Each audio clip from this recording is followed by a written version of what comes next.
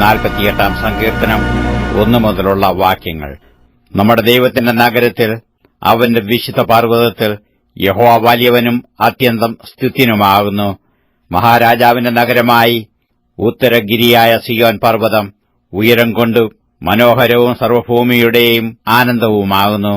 അതിന്റെ അരമനകളിൽ ദൈവം ഒരു ദുർഗമായി വെളിപ്പെട്ടു വന്നിരിക്കുന്നു. ഇതാ, രാജാക്കന്മാർ കൂട്ടം കൂടി, അവർ ഒന്നിച്ചു കടന്നുപോയി. അവർ അത് കണ്ടു അമ്പരന്നു, അവർ പരിഭ്രമിച്ചു ഓടിപ്പോയി.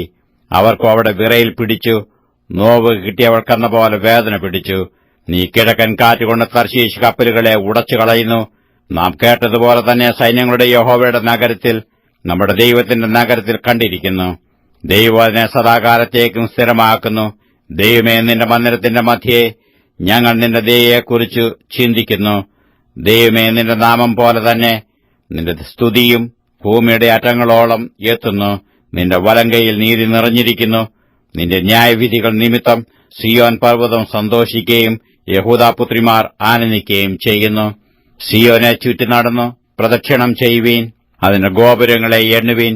വരുവാനുള്ള തലമുറയോട് അറിയിക്കേണ്ടതിന് അതിന്റെ കൊത്തളങ്ങളെ സൂക്ഷിച്ച് അരമനകളെ നടന്നു നോക്കുവീൻ. ഈ ദൈവം എന്നും എന്നേക്കും നമ്മുടെ ദൈവമാകുന്നു. അവൻ നമ്മെ ജീവപര്യന്തം വഴി നടത്തും.